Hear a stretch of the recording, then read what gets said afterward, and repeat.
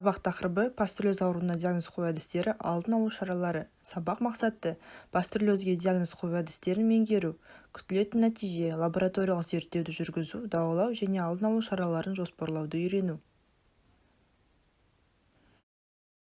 Пастереллез, геморрагиялық сепсицемия, жіті өршуінде, өлі тиюмен, жіттен төмен және созылмалы түрінде өкпенің қабынуымен сипатталатын сүтқоректілер мен құстардың жұқпалы ауруы. Ауру белгілері ғалым Луи Пастер атымен байланысты. Ауру қоздырушысы пастерелла мультацида, грамм-теріс боялатын, спора түзбейтін, қосақтасып орналасқан бактерия. Метилен көмегімен немесе Романовский гимн әдісімен биполярды боялады. Коректік ортадағы жаңа өсінен капсула айқын көрінуге болады. Ауру қоздырушысының сыртқы ортадағы төзімдігі төмен. Барлық дезинфектанттар тиімді қолданылады. Балау әдістері. Пастереллез көп жағдайда басқа аурулармен қабаттасып жүреді. Сондықтан оны баулауға індеттанулық, клиникалық, патанатомиялық, бактериологиялық әдістер жүйелі түрде қолдану қажет. Індеттанулық балау. Шаруашылыққа індеттанулық талдау жүргізгенде пастереллез ауруы микроб тасымалдаушы инфекция ретінде қарап, оның жануар арасында бой көрсетуге организм әртүрлі факторлары, малдың дұрыс азықтандырмауы, ұзақ жолдарға демалыссыз айдауы, ауа райы қолайсыз күндері жануарларды тірі вакцинамен егуі әсерінен әлсіреу себептері болады. Сонымен қатар, бұл аурудың жас төлдерге кәрі мал арқылы таралатыны назарға алынып, олардың жайылымдағы, суаттардағы, қора-жайдағы қатынастары және де шаруашылықтағы сырттан мал қабылданғандығы анықталады. Өтуі және симптомдары. Жасырын кезең ұзақтылығы бірнеше сағаттан 2-3 аптаға дейін. Жануарлардың әр түрінде пастереллез аса жіттіден төмен және созылмалы өтеді. Сиыр мен буйволда пастереллездің аса жіті түрінде денесінің ыстығы кенеттен 41-42 градусқа көтеріліп, өлі тиюдің белгілері байқалады. Қауырт өрбіген кезде жүрек қызметінің жетімсіздігінен, өкпенің домбығуы мен қан аралас іш өтуден жануарлар бірнеше сағат ішінде өліп кетеді. Тіпті бұл белгілер білініп үлгермей-ақ малдың өліп кетуі мүмкін. Пастереллез жіті өткенде мал күйзеліп, селқостанып, ыстығы 40 градусқа дейін көтеріледі, не одан да жоғарылайды. Аурудың бас кезінде ішек пен қарынның қозғалысы тезірек тастауы баяулайды. Кейіннен нәжісі сұйылып, фибрин мен қанды жалқақтар араласады. Кейде танауынан қан ағып, көзі қанталап, жіті конъюнктивит өрбиді. Несебіне қан болады. Жануарларда өлі тиюдің айқын белгілері мен жүрек қызметінің жетімсіздігі байқалады. 1-2 тәуліктің ішінде өліп кетеді. Ауру ұзаққа созылғанда дененің жалпы қызуы көтерілумен қатар орны шектелген өзгерістерді байқалады. Олардың клиникалық белгілері бойынша пастереллездің домбыққан, көкіректегі және ішектегі түрлерін ажыратады. Аурудың домбыққан түрінде төмендегі жақтардың арасында, әукесінде, төсінде, бауыр туысындағы тері астындағы шелдерінде тез арада өршитін, ыстық басып көргенде ауырсынатын, сықырламайтын домбығы болады. Тілі мен мойны домбыққанда тынысы қырылдап, қиындайды, шұбатылып сілекей ағады, көзге көрінетін кілегейлі қабықтары көкшілденіп, қанталап тұрады. Пастереллездің көкіректегі түрі кезінде крупозды пневмония кездеседі. Жануар күйзеліп, қимылдан қалады, тас қарынның атониясы, тынысының жиілеп, қиындауы байқалады. Ауырсынып, құрғақ жөтеледі. Танауынан көбік аралас соры ағады. Аурудың соңғы кезінде нәжісінде қан араласып, іші өтеді де, көп жағдайда 5-8 күн арасында өліп қалады. Ішектегі түрі кезінде негізгі симптомдары ішектердің зақымдануына байланысты болады да, пневмонияның белгілері онша біліне қоймайды. Аппетиті сақталмаған жануарлар тез арықтап, қан азайып, күйзеліске ұшырайды. Созылмалы өткенде жануарлардың тыныс алуы, ас қорыту мүшелері зақымдануы белгілері ішектегі түрімен салыстырғанда бәсеңдеу болады, бірақ іш өту салдарынан ауырықтап, коксексияға ұшырайды. Қойдың пастереллезі жіті өткенде бұл ауруға тән өлі тиюдің клиникалық белгілері сирек байқалады. Дененің ыстығы көтерілумен, жалпы күйзеліске ұшыраумен қатар алынған тула бойынша тері астындағы шелі домбығып, фибринді пневмония өрбиді. Мал әдетте 2-5 күн ішінде өліп қалады. Жітіден төмен және созылмалы өткенде баяу фибринді пневмонияның белгілері кератит, ринит, артрит байқалады, мал тез арықтайды. Шошқада пастеллез аса жіті және жіті өткенде денен ыстығы 41 градусқа дейін және одан да жоғары көтеріліп, тынысы тарылады. Фарингит, жүрек қызметінің кемсіздігі байқалады. Кейде иек асты мен мойнын тері асты шелі домбығады. Жануарлар тыныс ала алмай, 1-2 тәулік ішінде өледі. Ұзағырақ өткенде фибринді пневмония болып, ентігіп жөтеледі, ринит байқалады. Аурудың 5-8 күнге созылып, өліммен тынады. Пастеллез созылмалы өткенде пневмония белгілері байқалып, жануарлар әлсіреп, құрт арықтайды. Кейде буындары шоғырланып, терісінде қабыршықтаған экзема болады. Құста пастеллездің аса жіті өтуі індеттің бастапқы шағында кездеседі. Құс кенеттен жалп етіп құлап, қанатын бірнеше рет қағады да, аурудың ешбір симптомсыз өліп кетеді. Ауру көп жағдайда жіті өтеді де, құс селқосланып қанатын салбырап отырады. Қауырсындары үрпиіп, басы қанатын астына тыға береді, немесе арқасына қарай кекшітеді. Денесінің ыстығы 44 градус немесе одан да жоғары болады. Қозғалысы шектеліп шөлдей береді, тұмсығынан көпіршіген сілекей ағады. Соның алақатты кейде қан аралас іші өтеді. Айдары мен сырғасы көкшіл тартады. Тынысы тарылып, демі сарыл аралас шығады.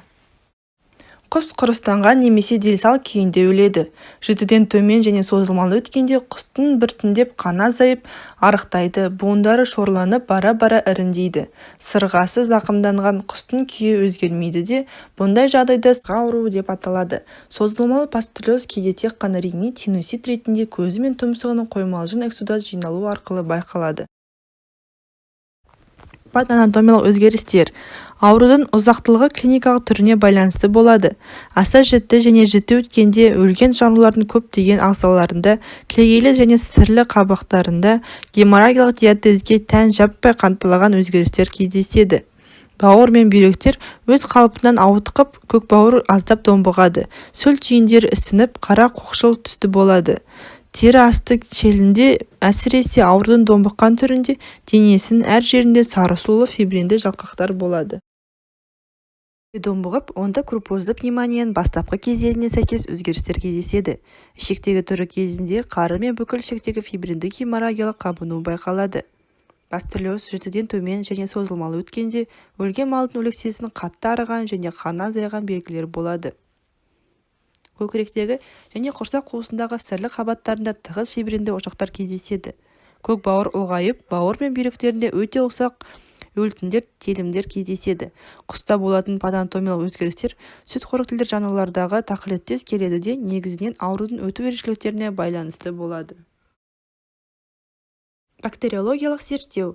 Патологиялық материал ретінде зерттеуге төлдердің өлекселері бүтін күйінде, ал тірі жануарлар өлекселерінің жарақаттанған ішкі ағзалары, өлекпелері, қара көк бауырларының, бүйректерінің, жүректерінің кесінділері, қуыс сүйек жалуақтары, тері асты клетчаткасы алынады. Патологиялық материал жануарлар өлгеннен кейін 5 сағат ішінде алынып зерттелуі шарт.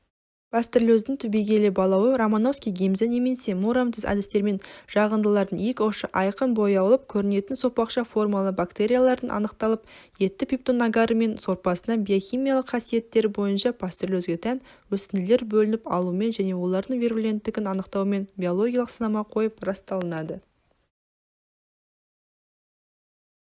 Ажыратып балау. Сақы ірі қарада топалан мен қарасаннан және пироплазмоздан, ал төлдерде стафилококкты және стрептококкты инфекциялардан, сальмонеллезден, колибактериоздан, вирустық пневмоэнтериттен, қойда топаланнан, пироплазмоздан, секіртке мен жыбырлақтан ажырату керек.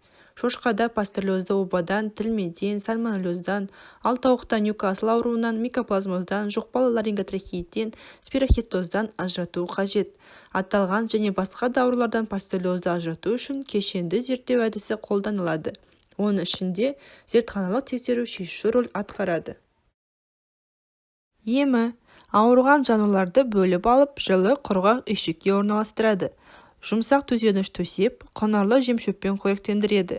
Микробтарға қарсы ем ретінде антибиотиктер мен сульфаниламидтерді қолданады. пастерлезге қарсы гипериммунды қан сарысу ауру жедел өткен жағдайда уақыт өткізбей алғашқы белгілер біліне бастаған аурудың бастапқы кезеңінде пайдаланған ғана жақсы нәтиже береді. Оны бұлшық ет ішіне немесе көк тамырға дауалық дозасынан 2 есе артық мөлшерде пайдаланады. Сарысуды антибиотиктермен, сульфаниламид және симптоматикалық дәрілермен қосып қолданғанда жақсы нәтиже береді. Малдың күй жайында ескеріліп, емін курсын толық жүргізу керек. Пастерлезбен ауырған құсты емдемейді. Дауалау және күресу шаралары. Пастерлезді болдырмау үшін сау шаруашылықты ауру қоздырушының ауырған мал және пастерелла алып жүрушілер жем-шөп тағы басқа арқылы әкелуге жол бермеу керек. Әсіресе малды бағып күтуде санитариялық-гигиеналық талаптарды орындауына ерекше көңіл бөлінеді. Егер фермада пастерлез байқалған болса, жыл ішінде барлық малдарды оған қарсы егеді. Жануарлар мен құстардың қай түрі болмасын, пастерлез байқалған жағдайда шаруашылыққа шектеу шараларын енгізеді.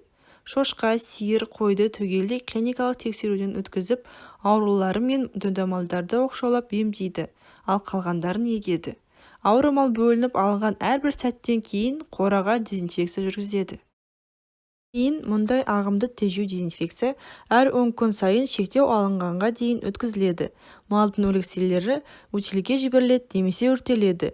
Шаруашылықтан шектеуді ең соңғы ауру байқалғаннан кейін барлық малды еккен соң 14 күн өткенде қорытынды дезинфекцияны жасап барып алынады.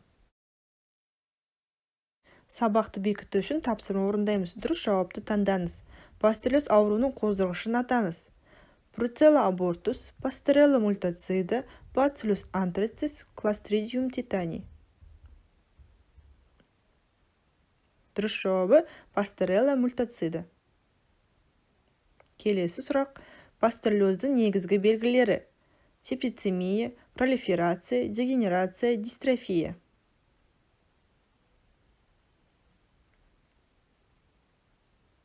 Дұрыс жауабы септицемия. Табиғи ошақ дегеніміз не? Аурудың жануарлар арасында кездесуі, тұрақты ошақ, адамның араласуынсыз табиғатта кездесетін ошақ, жаңа пайда болған ошақ. Дұрыс жауабы адамның араласуынсыз табиғатта кездесетін ошақ. Пастерлездің сиырдағы клиникалық түрлері: жергілікті, септикалық, ісіктік, кеуделік, ішектік, түйінді, күрделікті, жаралық, терілік, буындық, бубондық.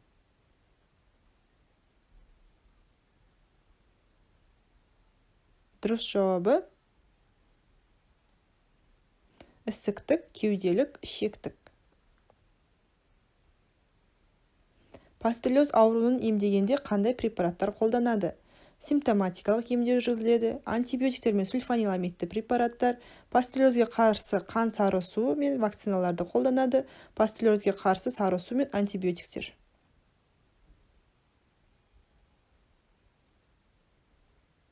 Жұқпалы ауруды емдеу тәсілдері: физикалық, арнайы, химиотерапиялық, симптоматикалық. Дұрыс жауабы арнайы ем жүргізіледі. Өте жақсы. Бекіту сұрақтары: аурудың анықтамасы, аурудың таралу жолдары, қоздырғышы, патогенезі, індеттік деректері, клиникалық белгілері, патанатомиялық өзгерістері. Назарларыңызға рахмет.